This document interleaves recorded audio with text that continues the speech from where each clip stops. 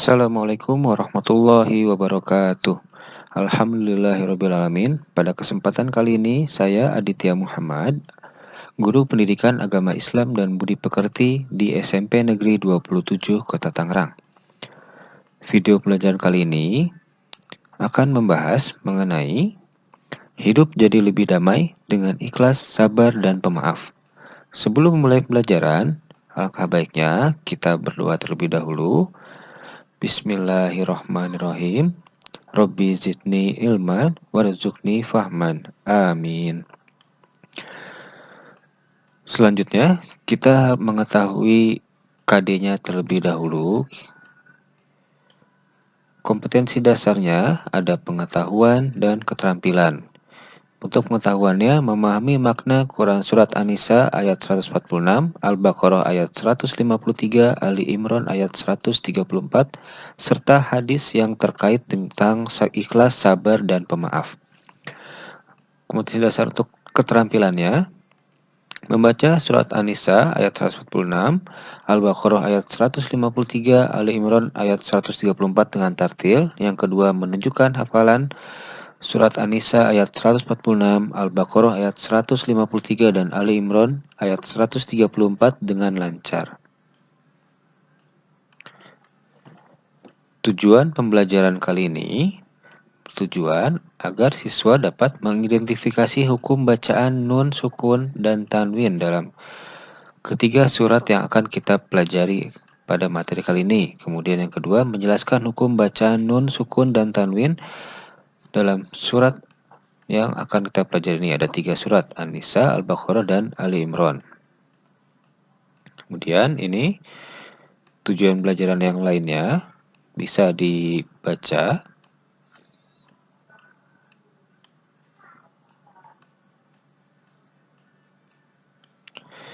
Dan lanjut ke materi. Materi pelajaran kali ini kita bagi 3. Yang pertama, hukum nun sukun atau tanwin. Yang kedua, hukum mim sukun. Yang ketiga, perilaku ikhlas, sabar, dan pemaaf. Kita buka yang pertama, yaitu hukum bacaan nun sukun atau tanwin. Ada 4 macam. Yang pertama, izhar, kemudian idgham, ikhfa, dan iqlab. Yang pertama yaitu izhar. Apabila nun sukun atau tanwin bertemu dengan salah satu huruf halqi, maka hukum bacanya adalah jelas atau tegas. Apa saja huruf-hurufnya? Ada huruf alif, huruf ha, kha, ain, ghain, dan ha. Kemudian idgham, apabila nun sukun atau tanwin bertemu dengan salah satu huruf hijaiyah yang 6, yaitu ya, nun, mim, waw, lam, dan ro. Itu huruf-huruf idgham. Kemudian ikhfa, pengertiannya menyamarkan nun sukun atau tanwin karena timbul suara dengung apabila bertemu dengan huruf ikhfa yang 15. Apa saja huruf ikhfa yang 15? Ada ta, tha, jim, da, za, za, sin, shin, so, do, to, zo, fa, qaf, dan kaf. Itu huruf-huruf ikhfa. Kemudian iqlab, mengubah atau menggantikan huruf nun sukun atau tanwin menjadi suara mim sukun, lalu disembunyikan ke dalam huruf ba yang berbaris disertai dengan dengung. Huruf iqlab hanya satu, yaitu huruf ba. Ini ada bagannya, hukum nun sukun dan tanwin. Yang pertama izhar, tadi hurufnya, ini huruf-hurufnya. Kemudian ini contohnya. Yang pertama dibaca man amana, dibaca jelas dan tegas. Yang kedua man huwa, juga dibaca jelas. Huruf nun sukun atau nun mati bertemu dengan huruf alif. Kemudian idgham terbagi lagi menjadi 2. Ada idgham biguna, ada idgham bilaguna. Huruf idgham biguna, ini ya, nun, mim, dan waw. Nah, ini huruf idgham bilaguna, lam, dan ro. Ini contohnya dibaca famay ya'mal. Jadi ketika nun sukun atau nun mati bertemu dengan huruf idgham, dibacanya langsung membaca huruf selanjutnya. Jadi famay ya'mal. Jadi nunnya tidak dibaca terlebih dahulu, jadi langsung ke huruf selanjutnya atau huruf ya. Yang kedua, contohnya mimma'i. Nah, ini huruf nun sukunnya bertemu dengan huruf mim. Kemudian idgham bila guna, hurufnya lam dan ro. Ini contohnya miladuka. Nih nun sukun bertemu dengan huruf lam. Hampir sama dengan huruf idgham biguna secara pengertiannya. Kemudian huruf ikhfa. Bacaan ikhfa ada 3. Yang pertama, ikhfa kubro atau ikhfa akrob. Ada ikhfa sugro atau ikhfa ab'ad. Dan juga yang ketiga, ikhfa wusto atau ikhfa ausat. Ikhfa kubro, nih hurufnya ta, da, dan to. Jadi ketika nun, sukun, atau tanwin bertemu dengan 3 huruf ini, dibacanya seperti bertemu dengan huruf N. Contohnya, min tilqai. Min tilqai. Nah, ini bacanya seperti huruf N. Jadi nunnya tetap terbaca dengan sedikit ada dengungan. Kemudian yang kedua, ikhfa sugro atau ikhfa ab'ad. Ada huruf qaf dan kaf. Jadi ketika nun sukun atau nun mati atau tanwin bertemu dengan huruf qaf dan kaf, dibacanya seperti membaca huruf ang. Jadi qaula karima. Ini contohnya miqibalih. Nah, ini huruf lam tanwin. Huruf lam yang ada fathah ainnya. Fathah tanwinnya bertemu dengan huruf kaf. Jadi qaula karima. Nah, ini yang kedua, yang ketiga, ikhfa wusto atau ikhfa ausat. Ini huruf-hurufnya bisa dilihat. Contohnya, kalau yang ikhfa wusto atau ikhfa ausat, dia dibacanya antara huruf N atau huruf ang. Jadi bisa ada yang huruf N, ada huruf ang. Jadi sholatihim. Kalau yang ini yauma izin zurqa. Nih bacanya seperti huruf N. Yauma izin, ya ada huruf N-nya tapi agak sedikit didengungkan. Yang terakhir huruf iqlab. Huruf iqlab yaitu hanya huruf ba. Nih dibacanya sami'am basiro. Nah, sami'am. Nah, ini kena huruf tanwinnya bertemu dengan huruf ba. Jadi sami'am dibaca seperti huruf mim. Sami'am basiro. Nah, ini beberapa hukum nun sukun dan tanwin. Selanjutnya, hukum mim sukun. Hukum mim sukun ada 3. Ada ikhfa syafawi, idgham mimi, dan izhar syafawi. Ikhfa syafawi, suatu lafaz mengandung bacaan ikhfa syafawi apabila terdapat mim sukun bertemu dengan huruf ba. Kalau idgham mimi, huruf mim sukun bertemu dengan huruf mim. Kalau izhar syafawi, huruf mim sukun bertemu dengan 26 huruf hijaiyah selain mim dan ba. Jadi selain huruf ikhfa syafawi dan idgham mimi termasuk izhar syafawi. Ini ada bagannya. Hukum mim sukun ada ikhfa syafawi, idgham mutamatsilain atau idgham mimi, dan izhar syafawi. Ikhfa syafawi ini mim sukun bertemu dengan ba. Ini contohnya wa ma hum bi kharijin. Dan ini idgham mutamatsilain atau idgham mimi anfusihim min. Jadi ada sedikit ditahan bacanya. Kemudian yang ketiga izhar syafawi. Ini huruf-hurufnya selain huruf mim dan ba tadi. Contohnya wa awrathakum aradahum wa diyarahum wa amwalahum. Ini ada 3 contoh izhar syafawi. Yang pertama, mim sukun bertemu dengan huruf alif. Kemudian yang kedua, mim sukun dan bertemu dengan huruf waw. Dan yang ketiga, huruf mim sukun bertemu dengan huruf waw juga. Ini hukum mim sukun. Tadi ada 3. Ikhfa syafawi, idgham mutamatsilain, dan izhar syafawi. Dan yang ketiga materinya, perilaku ikhlas, sabar, dan pemaaf. Perilaku ikhlas, sabar, dan pemaaf berdasarkan Quran Surat An-Nisa ayat 146. Al-Baqarah ayat 153 dan Ali Imran ayat 103. Quran surat Ali Imran ayat 134. Kita lihat. Yang pertama, kandungan Quran surat An-Nisa ayat 146. Kita buka ayatnya. A'udzubillahi minasyaitonirrajim. Bismillahirrahmanirrahim. Illal ladzina tabu wa aslahu wa atasamu billahi wa akhlasu dinahum lillahi faulaika ma'al mu'minin wa sawfa yu'tillahul mu'minina ajran 'azima. Shadaqallahul azim. Artinya, kecuali orang-orang yang taubat dan mengadakan perbaikan dan berpegang teguh pada agama Allah dan tulus ikhlas mengerjakan agama mereka karena Allah, maka mereka itu adalah bersama-sama orang yang beriman dan kelak Allah akan memberikan kepada orang-orang yang beriman pahala yang besar. Itulah artinya Quran surat An-Nisa ayat 146.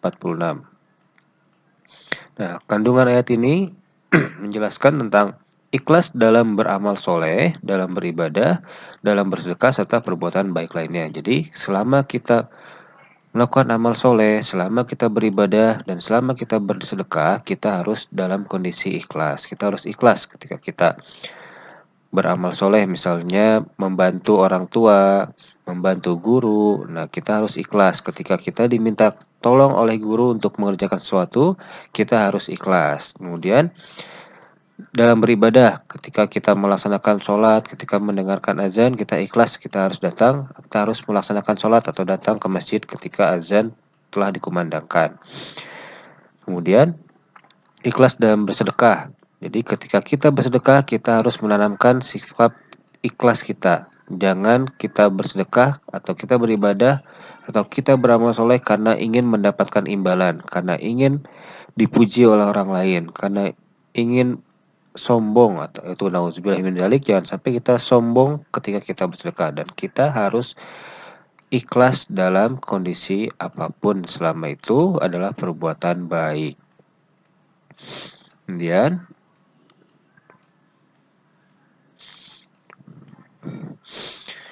kandungan Quran surat Al-Baqarah ayat 153. Nah, ini ayatnya. Bismillahirrahmanirrahim. Ya ayyuhalladzina amanu ista'inu bis-sabri was-salat. Innallaha ma'as sabirin. Artinya, hai orang-orang yang beriman, jadikanlah sabar dan sholat sebagai penolongmu. Sesungguhnya Allah berserta orang-orang yang sabar. Jadi ayat ini menjelaskan tentang kesabaran. Itu sabar, itu tabah, tahan menderita, ulet, tekun, dan tidak mudah putus asa. Ini termasuk dalam sabar. Sabar juga dapat diartikan menjadi menahan. Menahan diri dari amarah, menahan lisan dari ucapan-ucapan buruk, menahan anggota tubuh kita untuk berbuat tidak baik, dan lain sebagainya. Jadi menahan segala sesuatu yang tidak baik yang akan kita lakukan. Contoh, menahan lisan dari ucapan buruk, kita menahan untuk membicarakan orang lain, kita menahan untuk tidak berkata kasar, atau menahan diri dari amarah atau hawa nafsu. Itu termasuk dalam sabar. Ini macam-macam sabar. Ini terbagi jadi 5 bagian. Yang pertama, sabar menjalankan perintah Allah. Kemudian yang kedua, sabar menjauhi maksiat atau larangan Allah. Sabar menerima dan menghadapi musibah. Sabar dalam menuntut ilmu. Sabar dalam bekerja dan berkarya. Pertama, sabar menjalankan perintah Allah.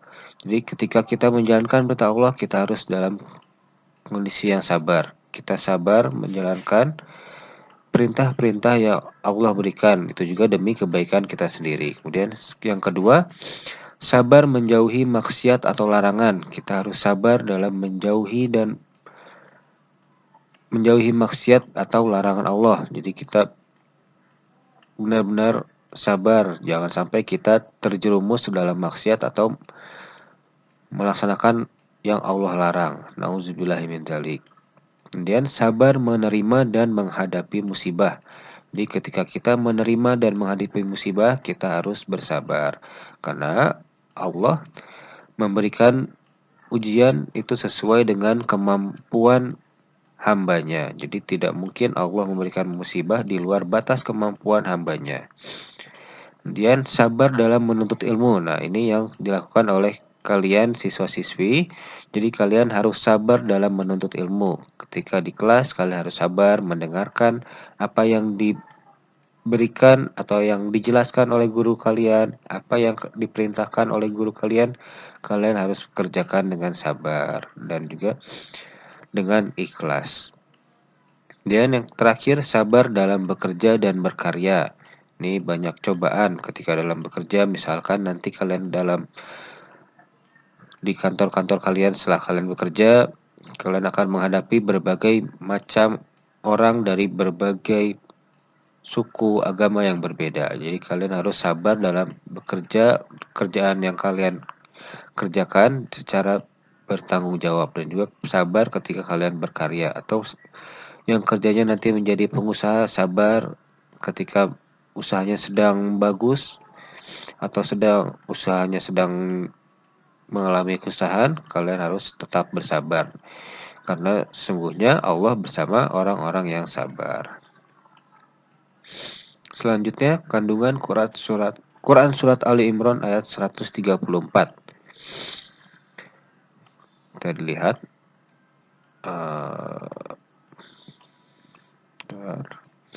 kita lihat ayatnya. Quran surat Ali Imran ayat 134. Bismillahirrahmanirrahim. Alladzina yunfiquna fis sarra'i wad-dharra'i wal kaziminal ghaidha wal 'afina 'anil nas wallahu yuhibbul muhsinin. Artinya, yaitu orang-orang yang menafkahkan hartanya baik di waktu lapang maupun sempit, dan orang-orang yang menahan amarahnya dan memaafkan kesalahan orang. Allah menyukai orang-orang yang berbuat kebajikan.